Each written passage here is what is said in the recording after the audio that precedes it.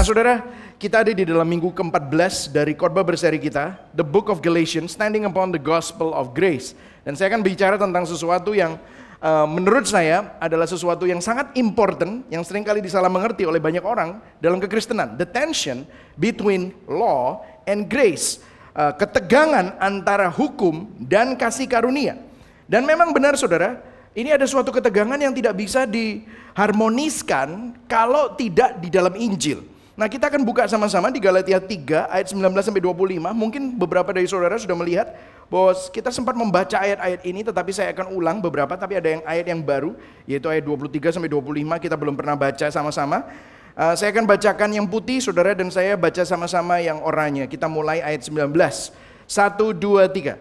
Kalau demikian, apakah maksudnya hukum Taurat? Ia ditambahkan oleh karena pelanggaran-pelanggaran sampai datang keturunan yang dimaksud oleh janji itu. Dan ia disampaikan dengan perantaran malaikat-malaikat ke dalam tangan seorang pengantara. Seorang pengantara bukan hanya mewakili satu orang saja, sedangkan Allah adalah satu. Ayat 21. Kalau demikian, bertentangankah hukum Taurat dengan janji-janji Allah? Sekali-kali tidak. Sebab andai kata hukum Taurat diberikan sebagai sesuatu yang dapat menghidupkan, maka memang kebenaran berasal dari hukum Taurat. Tetapi kitab suci telah mengurung segala sesuatu di bawah kekuasaan dosa, supaya oleh karena iman dalam Yesus Kristus, janji itu diberikan kepada mereka yang percaya. Ayat 23. Sebelum iman itu datang, kita berada di bawah pengawalan hukum Taurat, dan dikurung sampai iman itu telah dinyatakan. Jadi hukum Taurat adalah penuntun bagi kita sampai Kristus datang, supaya kita dibenarkan karena iman. Ayat 25. Sekarang iman itu telah datang, karena itu kita tidak berada lagi di bawah pengawasan penuntun. Berbahagialah orang yang mendengar firman Tuhan dan melakukannya dalam hidupnya. Nah saudara, Galatia 3 adalah pasal yang tidak mudah dicerna saudara. It's counterintuitive. Apa maksudnya? Dalam bahasa Indonesia counterintuitive itu tidak natural untuk nalar kecenderungan manusia. Nah, hari ini pertanyaan yang akan kita jawab terletak di ayat 21. Kalau demikian, bertentangankah hukum Taurat dengan janji-janji Allah? Nah, kalau saudara perhatikan, 2 minggu yang lalu kita belajar bahwa Paulus membagi 2 era. Era Abraham, di mana Abraham menerima janji Tuhan. Abraham percaya kepada janji Tuhan, Abraham percaya kepada Allah, dan Allah memperhitungkan kepercayaannya sebagai kebenaran. Jadi konsep bahwa salvation by grace through faith, keselamatan karena kasih karunia oleh iman, sudah ada di perjanjian lama. Itu adalah janji Allah. Janjinya apa? Olehmu seluruh kaum akan diberkati. Itu janji Allah. Musa mendapatkan hukum Taurat. Dengan kata lain, ayat ini kita bisa bertanya seperti ini. Is the law opposed to grace? Apakah hukum Taurat bertentangan dengan kasih karunia? Nah ini yang akan kita jawab hari ini, dan kita akan melihat bagaimana kalau kita leaning toward one, kalau kita mendahulukan satu dan mengabaikan yang lain, kita akan merusak Injil. Atau kalau enggak kita leaning atau menekankan satu dan mengabaikan yang lain, ini kita akan membuat suatu agama yang berbeda. Nah poin saya ada 3 hari ini. The significance of the questions. Signifikansi dari pertanyaan itu. Pertanyaannya apa? Apakah hukum Taurat bertentangan dengan kasih karunia? Signifikansinya apa? Kenapa kok itu ditanyakan? Terus yang kedua, jawabannya apa? Tadi kita udah dengar sebenarnya jawabannya tidak bertentangan. Bagaimana tidak bertentangan itu terjawab di dalam Injil, dan bagaimana itu teraplikasi di dalam hidup kita. Yang nomor 3 kita akan spend time a little bit more, ya saudara ya. Nah ini adalah 3, jadi signifikansi pertanyaannya, apakah hukum Taurat bertentangan dengan kasih karunia, dan jawabannya apa, resolusinya seperti apa, dan bagaimana teraplikasi dalam hidup kita. Ya, yang pertama kita akan mulai. Yang ready katakan yes, oke. Nah dalam ayat 19-25 Paulus menjelaskan tujuan dari hukum Taurat. Nah kita sudah belajar di minggu-minggu sebelumnya. Saya anjurkan, kalau saudara belum mendengar khotbah-khotbah sebelumnya, saya anjurkan saudara mendengarnya, karena saya menjelaskan dengan lebih dalam apa tujuan hukum Taurat. Kalau saudara lihat di 19a, kalau demikian apakah maksudnya hukum Taurat? Ia ditambahkan oleh karena pelanggaran-pelanggaran. Oh ternyata hukum Taurat itu ditambahkan supaya kita tahu bahwa kita ini berdosa. Kemudian ayat 23, sebelum iman datang, kita berada di bawah pengawalan hukum Taurat dan dikurung sampai iman itu telah dinyatakan. Jadi saya akan berikan rangkumannya untuk mempersingkat waktu. Rangkumannya adalah begini. Hukum menunjukkan ketidakberdayaan kita, bahwa kita tidak mampu untuk menyelamatkan diri kita sendiri. Kita nggak mampu, kita tahu hukum Taurat. Jangan membunuh, jangan mencuri, jangan berzina, jangan berbohong, jangan mengatakan saksi dusta. Kita tahu kita nggak boleh, tapi akhirnya kita sadar, aduh aku kok berbohong ya, aduh aku kok mencuri ya, aduh aku kok berzina ya. Kenapa? Kita jadi tahu karena ada hukumnya. Tapi hukum itu tidak memberikan kekuatan untuk berubah. Karena itu hukum diberikan untuk mengungkapkan keberdosaan kita dan kebutuhan kita akan seorang juru selamat. Dan hukum itu mengarahkan kita kepada Dia yang dapat menyelamatkan kita, yaitu Yesus Kristus. Itu adalah hukum, tujuan hukum Taurat. Kemudian ayat 24 dan 25 hari ini baru kita baca, dikatakan begini. Jadi hukum Taurat adalah penuntun bagi kita sampai kapan? Sampai kapan saudara?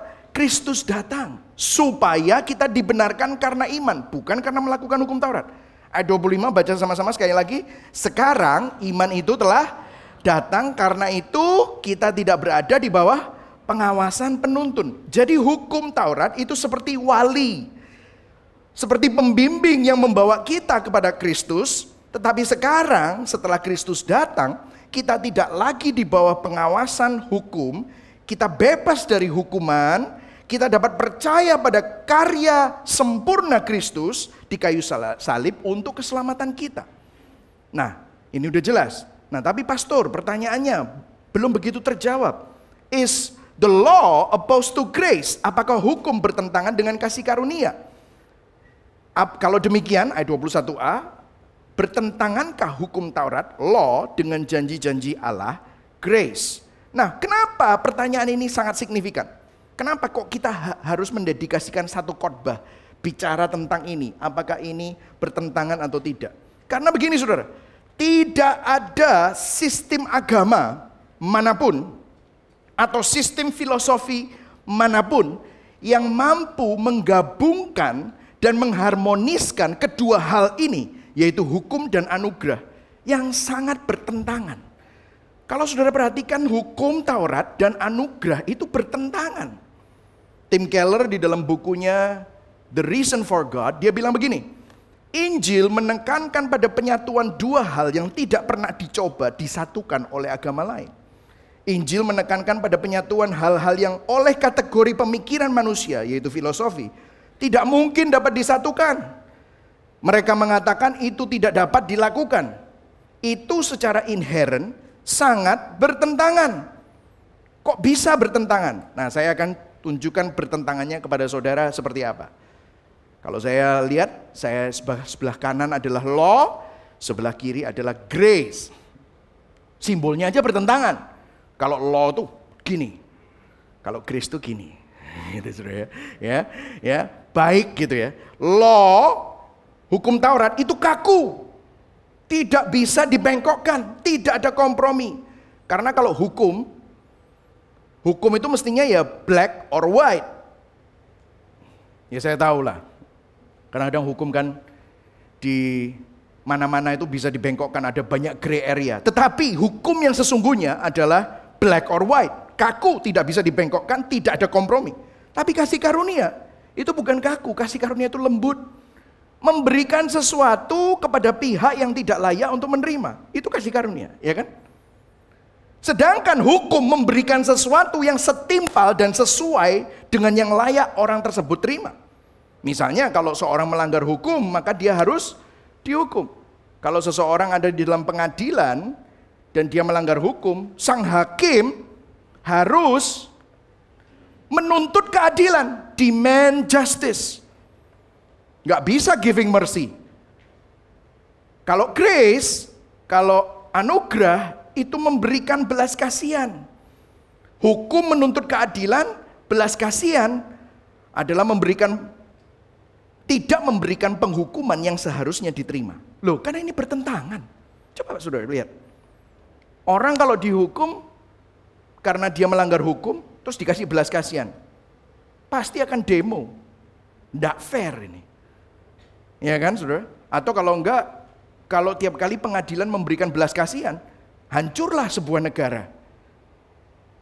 Kalau saudara lihat sekarang di Amerika cukup kacau karena hukum tidak terlalu ditegakkan di beberapa state. Kenapa? Karena mereka mengacaukan kedua hal ini. Karena apa? Kedua hal ini sangat bertentangan sebenarnya, nggak bisa. Kalau hukum itu menegakkan kebenaran, dasarnya apa? Hukum dasarnya kebenaran, harus ditegakkan. Tetapi grace, kasih karunia, dasarnya apa? Kasih. Diberikan dan dicurahkan. Jadi sangat bertentangan. Gimana ini bisa terharmoniskan? Tidak bisa, saudara. Kalau saudara perhatikan masyarakat Indonesia, itu masih tertolong. Kenapa?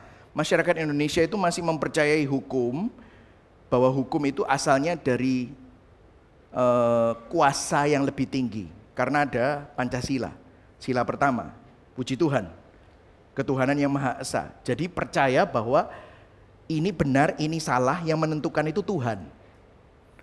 Yang menentukan itu adalah higher being, yang maha kuasa. Nah, tetapi kalau saudara perhatikan di barat, ini ngomongin agak filosofis sedikit ya. Jadi katakan kepada kanan kiri, sabar. Ya, oke ya. Kita ngomongin filosofis sedikit ya, saudara ya. Kalau di barat itu sekarang sudah enggak, sudah namanya postmodern. Postmodernisme. Jadi kalau misalnya ada orang yang bilang ini benar, ini salah, mereka akan ngomong gini, sopo sih ngomong? Menurut siapa itu? Menurut agamamu? Well, agamamu beda sama agamaku. Kebenaranmu, biarlah itu jadi kebenaranmu. Kebenaranku ya kebenaranku. Sehingga postmodernisme ini, masyarakat barat itu percayanya adalah kebenaran relatif. Jadi kalau benar atau salah itu relatif. Sehingga standarnya tidak jelas. Bahkan sekarang di negara-negara barat bukan hanya postmodernisme tetapi postmodernisme. Maksudnya apa? Postmodernisme itu meredefinisikan banyak hal. Contohnya pernikahan. Kalau ada orang ngomong pernikahan itu ya laki sama perempuan, katane sopo? Laki sama laki nggak apa-apa toh. Perempuan sama perempuan ya nggak apa-apa toh. Terus ada yang bilang gini, ya pernikahan itu ya manusia sama manusia. Kata nih sopo. Saudara tahu? Ada di tempat-tempat di negara barat di mana manusia kawin sama anjing. Itu ada. Di Jepang ada manusia kawin sama avatar.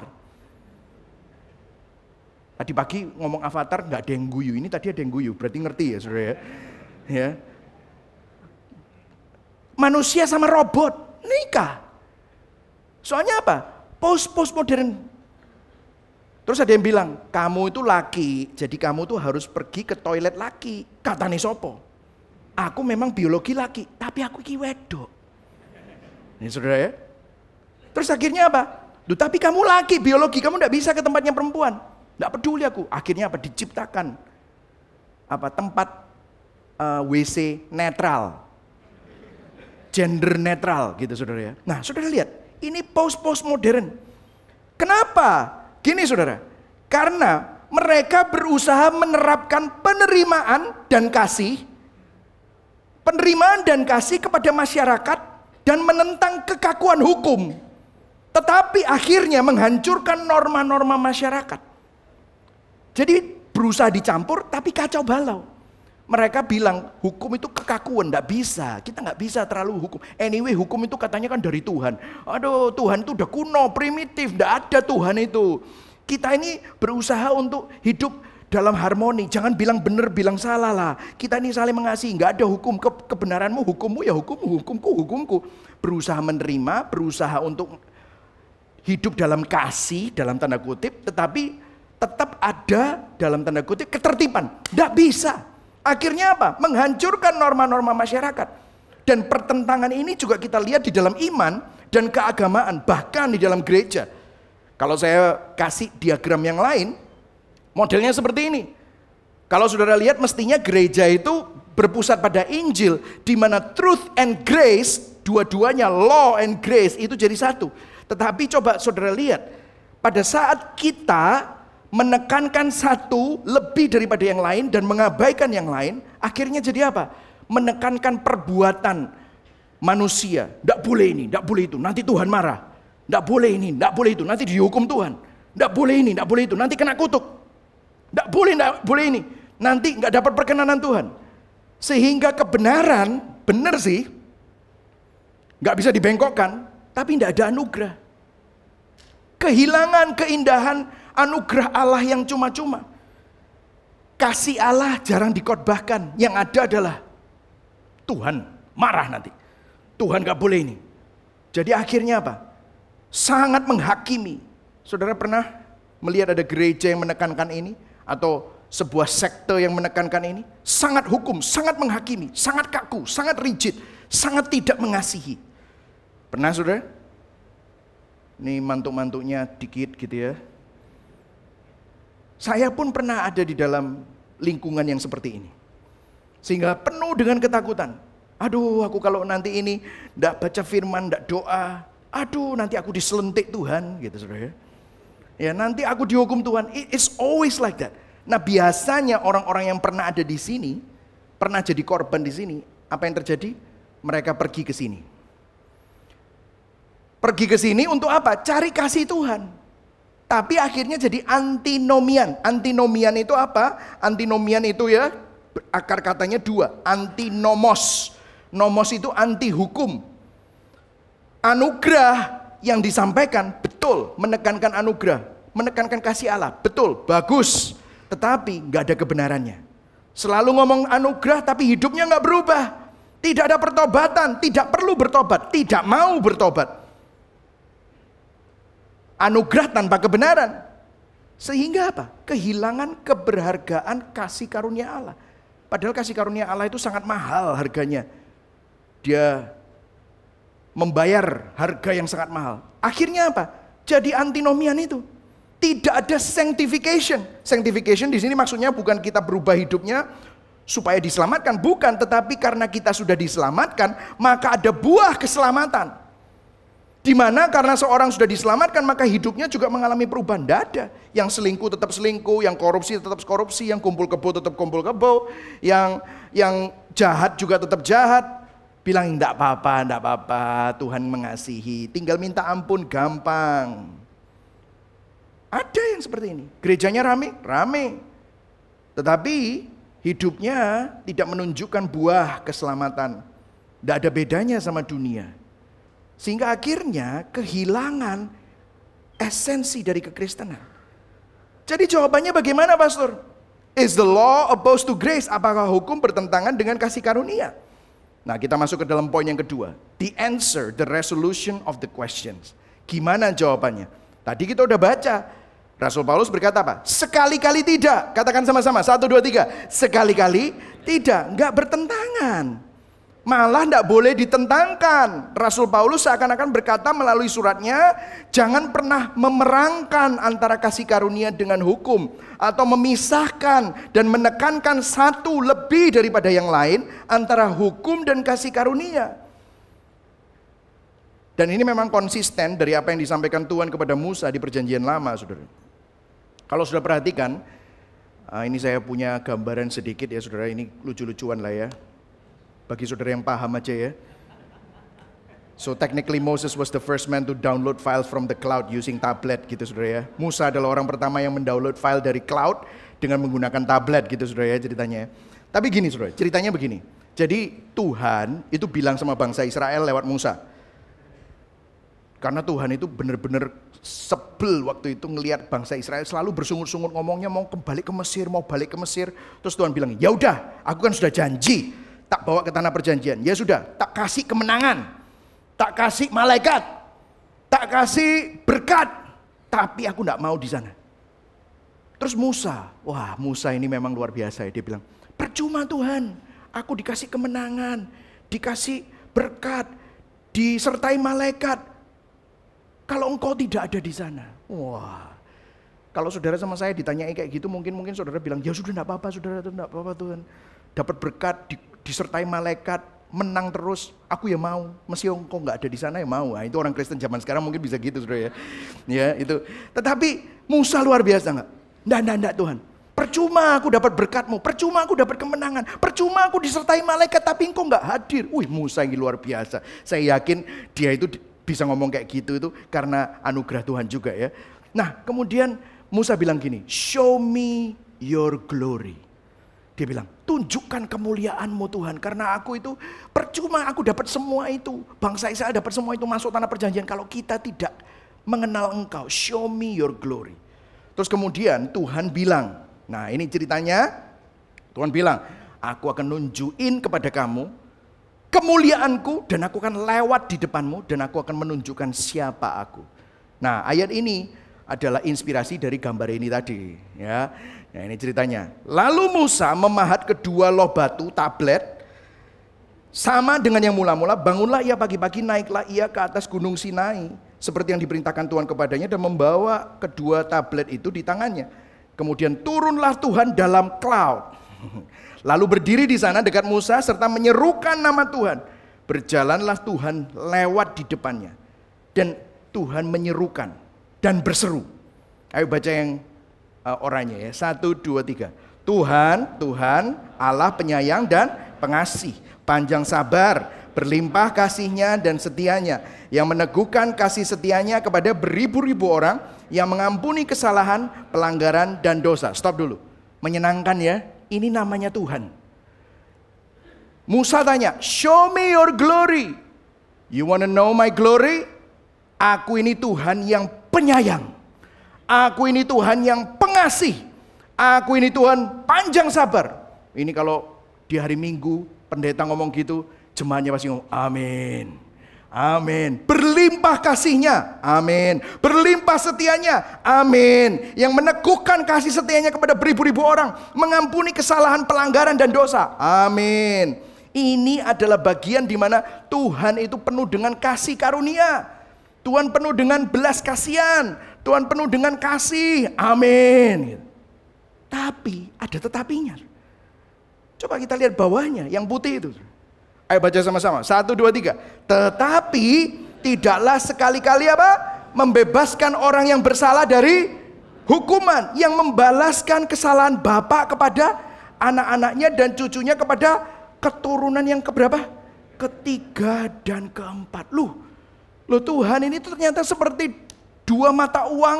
satu mata uang dengan dua permukaan. Yang satunya penuh dengan grace, mercy, and love. Tetapi ini juga apa? Hukumnya saklek banget. Tuhan itu adalah Tuhan yang kudus. Sangat saklek terhadap hukumnya. Dia tidak akan membebaskan orang yang bersalah dari hukuman.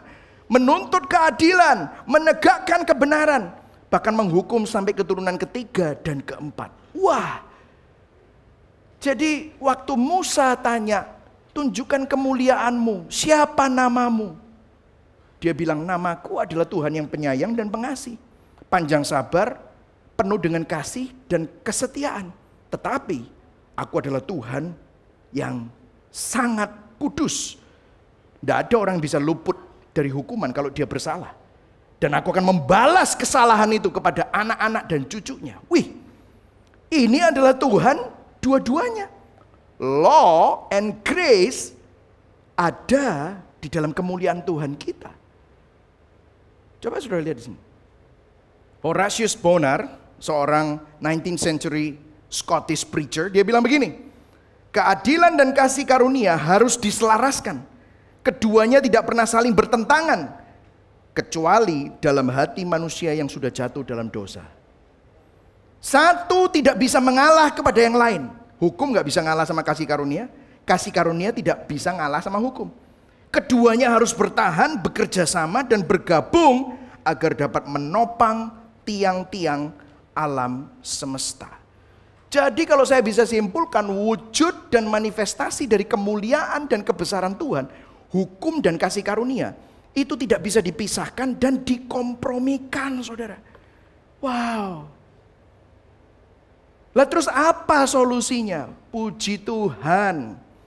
Disinilah Tuhan tidak membiarkan kita hidup dalam keadaan yang selalu bertentangan.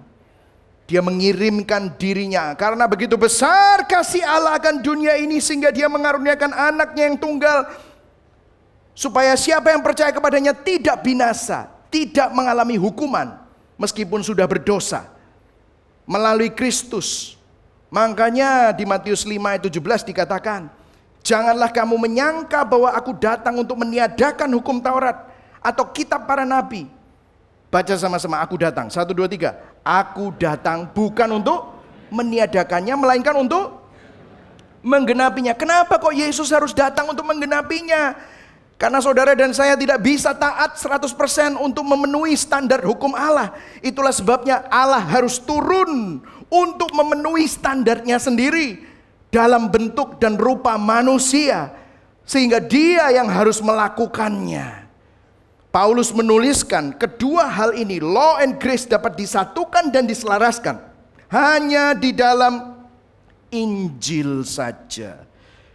Itulah sebabnya di Yohanes 1 ayat 14, pada mulanya adalah firman. Di Yohanes 1 ayat 1, firman itu adalah Allah dan firman itu bersama dengan Allah. Tetapi ayat 14-nya, firman itu menjadi manusia, diam di antara kita. Kita telah melihat kemuliaannya, yaitu kemuliaan yang diberikan kepadanya sebagai anak tunggal Bapa. Lihat, penuh apa?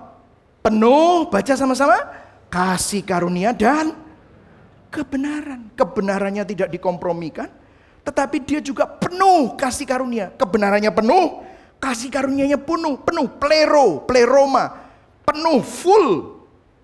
Kasih karunianya full, kebenarannya full. Hanya di dalam Kristus. Yohanes 1 ayat 17 berkata, sebab hukum Taurat diberikan oleh Musa, tetapi baca sama-sama, kasih karunia dan kebenaran datang oleh Yesus Kristus. Dengarkan saya, bagaimana jawabannya? Itulah sebabnya, dengarkan. Ini penting sekali. Kebenaran bukanlah teori yang dipelajari. Kasih karunia bukan hanya doktrin yang harus diselami. Namun keduanya adalah pribadi yang harus kita kenal. Namanya siapa? Yesus Kristus. Tuhan gak memberikan kita seperangkat hukum saja. Tuhan tidak memberikan kita definisi kasih saja. Tetapi Tuhan memberikan pribadi, dirinya sendiri muncul sebagai Kristus, Yesus Kristus, penuh kasih karunia, penuh kebenaran. Ini yang menjadi inti dari Injil. Injil bukan tentang seperangkat hukum atau definisi kasih, tetapi Injil bicara tentang pribadi, yaitu Kristus. Nah mungkin saudara tanya, oke pastor, saya mulai ngerti. Jadi kita nggak bisa ya menekankan satu dan mengabaikan yang lain, nanti jadi legalis. Betul ya? Menekankan kasih karunia dan mengabaikan hukum, nanti jadi antinomian, ya kan? Kita berusaha untuk merekonsiliasikan dengan pengertian kita sendiri, nggak bisa, malah jadi kacau balau. Kita harus melihat pribadi. Lah bagaimana ini teraplikasikan di dalam hidup kita? Masuk ke dalam poin ketiga. How can you apply this to our life? Bagaimana Yesus memenuhi keduanya, hukum dan kasih karunia? Ya dia kan penuh hukum, dia penuh kebenaran, dia penuh kasih karunia. Gimana? Bagaimana Yesus memenuhinya? Bagaimana keduanya teraplikasikan di dalam hidup kita melalui Kristus? Dengarkan saya. This is where the gospel. Di dalam 1 Petrus 3 ayat 18 dikatakan begini. Kristus telah mati sekali untuk segala dosa kita. Lihat, Ia yang benar untuk orang-orang yang tidak benar. Siapa orang-orang yang tidak benar? Pelanggar-pelanggar hukum, saudara dan saya. Supaya Ia membawa kita kepada Allah. Motivasinya apa? Kasih. Ia yang telah dibunuh dalam keadaannya sebagai manusia, tetapi yang telah dibangkitkan menurut roh. Hanya di kayu salib, kasih dan keadilan Allah sepenuhnya cemerlang, bersatu dan bersinar bersama-sama. Yesus dihukum untuk memuaskan keadilan Allah. Karena hukuman itu untuk membayar hutang dosa kita. Namun pada saat yang sama, Waktu Yesus dihukum dan memuaskan keadilan Allah, Yesus juga rela karena kasih. Dia rela dihukum untuk menyatakan apa? Kasih Allah, menyatakan kasih karunia Allah. Karena hukuman itu dijatuhkan kepada dia untuk menjamin keselamatan kita. Kita udah belajar minggu lalu bagaimana Kristus mensubstitusikan kita, menggantikan kita. Roma 3:26 dikatakan untuk menunjukkan keadilannya pada masa ini supaya nyata bahwa ia benar dan juga membenarkan orang yang percaya kepada Yesus. Allah benar, tetapi Allah juga kasih sehingga melalui Kristus dia bisa membenarkan orang yang percaya kepadanya. Di atas salib, hanya di atas salib. Kalau kita percaya sama salib, kasih dan hukum jadi satu. Karena itu teraplikasikan dalam hidup saudara yang percaya. A.W. Tozer bilang begini, the only sin Jesus ever had was ours, and the only righteousness we can ever have is His. Satu-satunya dosa yang pernah dimiliki Yesus adalah milik kita. Satu-satunya kebenaran yang pernah kita bisa miliki adalah kebenarannya Yesus. Gak ada kebenaran kita. Di mana ini terjadi? Waktu Kristus disalib. Law and grace meet and kiss at the cross. Kita pelanggar hukum yang mestinya dihukum, tapi Yesus yang dihukum. Kita yang gak layak dikasihi, kita yang mestinya ditinggalkan, tapi Yesus yang ditinggalkan, Yesus yang ditolak, supaya kita dapat menerima kasih karunia. Itulah sebabnya saudara, kalau saudara tadi lihat menekankan hukum jadi legalis, menekankan kasih tanpa hukum jadi antinomian. Disinilah di atas salib, waktu kita melihat salib, waktu kita melihat Injil, the gospel, truth and grace jadi satu. Allah itu kasih dan kudus. Kita selalu memandang bukan pada perbuatan kita, tetapi memandang kepada Kristus yang penuh dengan kasih dan kebenaran. Kita bukan bersandar pada ibadah kita, bukan bersandar pada pelayanan kita, bukan bersandar pada datang hari Minggu, doa, puasa, bukan. Bersandar pada karya Kristus yang sempurna. Kita senantiasa bertobat dari dosa dan menerima kebenaran Allah di dalam Kristus melalui Injil. Kita dimampukan taat bukan untuk diselamatkan, tetapi karena sudah diselamatkan, kita senantiasa merenungkan keberhargaan kasih karunia Kristus melalui karya salibnya. Penebusan Kristus yang sangat mahal harganya. Ini luar biasa saudara. Bagaimana kita bisa terus menerus ada pada titik ini?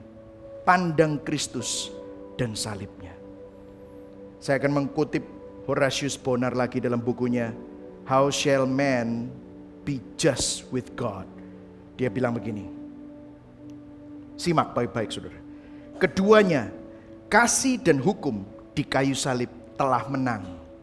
Satu tidak memberikan jalan kepada yang lain. Masing-masing mempertahankan posisinya. Tidak pernah ada kasih seperti kasih Allah seperti ini.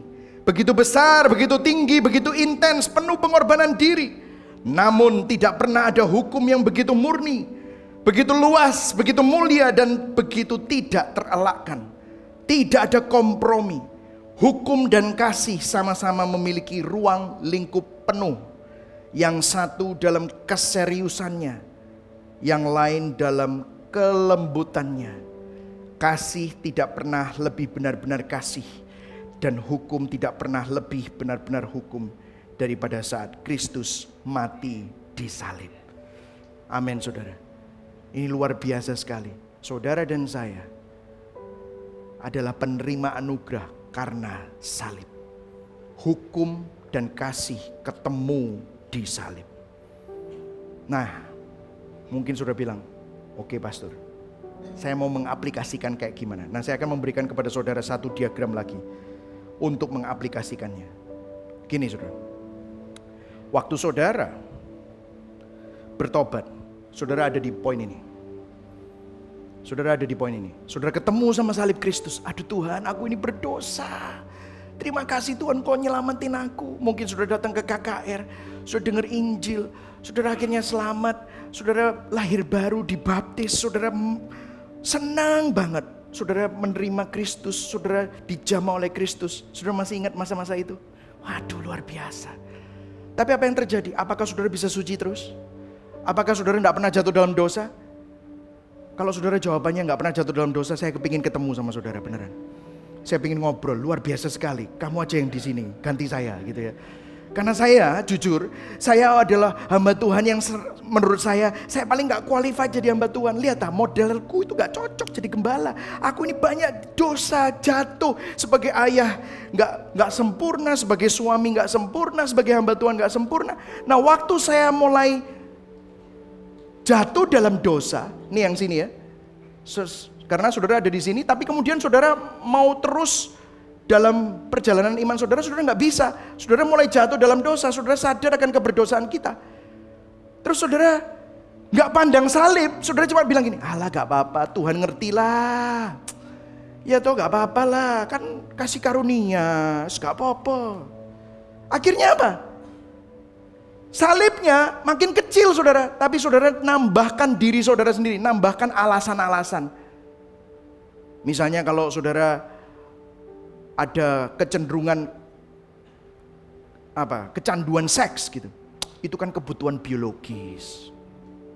Saudara mungkin melakukan sesuatu yang mungkin ya ini kan Tuhan ngerti lah, aku korupsi sedikit ya enggak apa-apa lah gitu. Akhirnya saudara jadi antinomian. Coba saudara dalam kehidupan seperti itu terus. Akhirnya apa? Salib itu hanya memori masa lalu. Ya aku dulu pernah Kristen ya gitu. Saudara kehilangan keindahan salib. Terus kalau saudara ada di atas ya, yang ini. Saudara tahu bahwa aduh aku ternyata gak nyampe loh. Untuk bisa kudus, gak bisa. Ini gak bisa ini ya. Nah ini. Kok gak bisa ya? Anyway. Kesadaran akan kekudusan Allah. Saudara, aduh Tuhan, aku ini nggak nyampe, aku ini nggak bisa kudus. Terus akhirnya saudara nggak bertobat, nggak apa. Terus saudara bilang gini aja. Aku tak lebih rajin ke gereja, aku tak ikut pelayanan, aku tak nyumbang, ada pembangunan, aku tak nyumbang. Mumpung aku masih punya uang, tak nyumbang. Terus dengan harapan Tuhan itu akan senang dengan hidup saudara. Seakan-akan gini loh, saudara pernah ya, ini yang suami istri gitu ya, pasti pernah berantem gitu ya.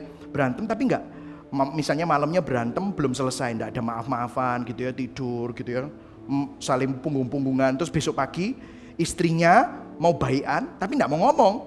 Dibikinin kopi, dibikinin makanan kesukaan suaminya, terus enggak dihidangkan, ditaruh di meja, disiapin. Terus suaminya bangun lihat, kok ada masakan kesukaanku, ada kopi. Wah, iki mau nyogok aku iki ya, gitu misalnya ya suaminya gitu. Tapi yo aku kepingin enak ya. Tapi gak terima, kemarin malam itu lah bencana deh gini. Tapi enak ya wis lah aku tak makan. Terus istrinya ngeliat, oh dimakan ya gitu. Berarti dia sudah mulai lembut hatinya. Terus duduk, terus ngomong-ngomongan, kayak enggak ada apa-apa. Sering ya kayak gitu, sering ya. Gitu ya. Oh banyak yang senyum-senyum kayaknya sering gitu ya saudara ya. Ya. Ini nih bukan pertobatan, enggak ada maaf-maafan, ini masih problem ini. Makanya nanti kalau ada pertengkaran lagi nanti diungkit-ungkit, kamu itu mau nyogok aku, akhirnya berantem lagi kan. Nah kita sama Tuhan sering kayak gitu, nggak bertobat, nggak apa, nanti langsung ke gereja dengan harapan menyenangkan hati Tuhan. Apa yang terjadi? Saudara jadi legalis, saudara menambahkan kekurangan saudara dengan perbuatan saudara. Akhirnya yang makin besar itu bukan salibnya, yang makin besar itu diri saudara. Padahal firman Tuhan berkata, mestinya kita yang makin kecil tapi Kristus yang makin besar. Tapi akhirnya apa? Daging kita yang makin besar. Kita yang berusaha untuk mengisi kekurangan-kekurangan kita dengan perbuatan kita, dengan ibadah kita, atau mengecilkan dosa kita dengan bilang, oh nggak apa-apa, Tuhan ngerti, oh nggak apa-apa, udahlah, dia tahu kok itu kebutuhan biologis, udahlah, dia tahu kamu butuh duit, udahlah. Akhirnya apa? Kita ini akhirnya kehilangan keindahan Kristus. Buahnya apa? Insecurity, palsu, kemunafikan. Ngerti banyak tentang Tuhan tetapi nggak pernah komunikasi sama Tuhan. Berbicara tentang Tuhan tetapi nggak pernah berbicara kepada Tuhan. Makanya banyak orang yang ngerti teologi tapi hidupnya nggak berubah. Atau kelihatannya orangnya rohani tapi sombongnya luar biasa. Itu yang terjadi. Karena dia either legalis atau dia antinomian. Selalu seperti itu. Ada orang yang nggak bisa move on dari masalah-masalah masa lalu. Selalu penuh dengan kepahitan, selalu penuh dengan kebencian. Tapi ngerti Injil, ngerti grace, ngerti anugerah. Tapi manusia dagingnya semakin besar. Mestinya itu seperti ini, saudara. Di mana kita sadar bahwa Tuhan itu kudus. Tapi kita juga sadar bahwa kita ini berdosa. Tapi puji Tuhan ada salib. Puji Tuhan ada Kristus. Kita bukan mandang sama diri kita, tapi kita mandang sama salib Kristus. Kita mandang sama kasih karunia Kristus. Kita bertobat. Kita datang kepada Tuhan, ampuni aku Tuhan. Makanya saudara, setiap khotbah di Gibeon kalau saudara perhatikan, selalu ada kabar buruk dulu. Selalu kita menunjukkan bahwa Tuhan itu kudus, standarnya tinggi. Kabar buruknya, kita ini berdosa. Makanya setiap kali di Gibeon saudara selalu dengar, kamu pendosa, saya pendosa, kita semua pendosa. Tapi puji Tuhan, Tuhan tahu kita pendosa yang tidak bisa menyelamatkan dirinya sendiri. Makanya dia yang harus turun, dia yang harus cari saudara, dia yang harus mati di atas kayu salib, dia yang harus menjalani kehidupan yang sempurna yang kita tidak bisa hidupi, tapi menjalani kematian yang harusnya kita jalani. Dan melalui salib itu, saudara dapat menerima kasih karunia Tuhan. Ya, aku berdosa, tetapi di dalam Kristus aku kudus. Ya, aku gak mampu, aku lemah. Di dalam Kristus aku dikuatkan dan dimampukan. Ya, aku bersalah, tetapi di dalam Kristus kamu dibenarkan. Itulah kesadaran akan kecukupan Kristus. Kita memiliki identitas yang baru. Saudara, pertanyaan reflektif. Saat kita sadar akan betapa kudusnya Tuhan dan betapa tingginya standar Tuhan, siapa yang kita pandang? Kita pandang sama kemampuan kita? Kita pandang sama ibadah kita? Saat kita sadar betapa berdosanya kita dan betapa lemahnya kita, serta betapa tidak berdayanya kita, kepada siapa kita bersandar? Apakah kita bersandar sama perbuatan kita, ibadah kita, kemampuan kita? Saudara dengarkan, saya gagal sebagai pemimpin saudara. Saya gagal sebagai suami, saya gagal sebagai ayah. Kalau saya pandang diri sendiri, saya bisa menyangkali, saya bisa pura-pura terus bilang, gak apa-apa, Tuhan mengasihi saya, anugerahnya cukup. Betul saudara? Saya jadi antinomian. Atau saya pandang diri sendiri, saya bisa melayani lebih lagi, saya bisa lebih sibuk lagi, saya bisa kasih alasan, Tuhan saya sudah melayani domba-dombamu begitu banyak. Kalau saya gagal sama anak saya, ya engkau ngertilah, hamba Tuhan juga manusia toh. Tapi kan saya mau berkati banyak orang. Saya jadi legalis. Saya bersandar sama apa yang saya lakukan. Bagaimana saya mengaplikasikan Injil, law and grace ini? Saya perlu pandang salib. Saya tahu saya melanggar hukum, saya gagal, saya berdosa, saya bertobat. Bertobat dari memandang pada apapun selain salib Kristus. Bertobat kalau saya mengecilkan dosa saya. Bertobat kalau saya berusaha dengan perbuatan saya untuk menyenangkan hati Tuhan. No, ampuni aku Tuhan, Tuhan aku gak mampu. Tetapi pada saat yang sama, gospel response-nya adalah ingatkan, khotbahkan pada dirimu sendiri bahwa karena Injil, bahwa di atas kayu salib, hukuman bahwa saya ayah yang gagal itu dilaksanakan di atas kayu salib. Dijatuhkan sama Yesus. Sebagai suami yang gagal, hukuman itu dijatuhkan pada Yesus. Tetapi di atas salib anugerah juga dinyatakan. Tuntutan keadilan bahwa saya seorang ayah yang gagal, suami yang gagal, hamba Tuhan yang gagal, dilakukan di atas kayu salib. Tuntutan keadilannya tetap terjadi. Tetapi Tuhan memberikan belas kasihan kepada saya. Kebenarannya tetap ditegakkan. Kenapa? Karena kalau kamu melanggar hukum, kalau kamu nggak jadi hamba Tuhan yang baik, kalau kamu nggak jadi ayah yang baik, kalau kamu nggak jadi suami yang baik, kamu nggak seperti Kristus, kamu harus dihukum. Hukuman itu ditanggung oleh Kristus, tetapi kasih-Nya dicurahkan. Hukuman atas kegagalan saya sebagai ayah, sebagai suami, sebagai seorang hamba Tuhan di hadapan Allah yang kudus, saya orang berdosa, saya orang lemah. Tetapi pada saat yang sama, di hadapan Allah yang kasih, melalui Kristus, saya menerima kasih karunia. Saya dikasihi, saya diterima, saya didampingi, saya mendapatkan kesempatan yang baru. Itulah Injil, di mana kasih, karunia, dan hukum ketemu di salib. Pandang pada salib saja. Jangan pandang pada dirimu. Jangan pandang pada ibadahmu. Jangan mengecilkan dosamu. Pandang salib Kristus. Dia bayar hutang dosamu. Dia memberikan kasih karunia kepadamu. Dia memenuhi hukuman yang semestinya saudara dan saya tanggung. Amin, saudara. Hari ini, kepada siapa kita bersandar? Kepada siapa kita memandang? Jangan pandang dirimu, pandang salib. Jangan bersandar pada dirimu, bersandar sama salib Kristus. Yang setuju katakan amin. Mari sama-sama bangkit berdiri, saudara. Karena Injil, kita tidak memandang diri sendiri, namun senantiasa memandang siapa, saudara? Salib Kristus saja. Yang setuju katakan amin. Karena Injil, kita tidak berbuat baik untuk diterima Tuhan, namun karena kita sudah diterima Tuhan, maka kita dimampukan berbuat baik. Jadi saudara dan saya taat bukan supaya diterima Tuhan, bukan. Tetapi karena sudah diterima, maka kita dimampukan taat. Karena Injil, kita tidak nyaman dengan dosa, namun mampu untuk tidak menghakimi dan serta mengasihi orang berdosa. Kok bisa?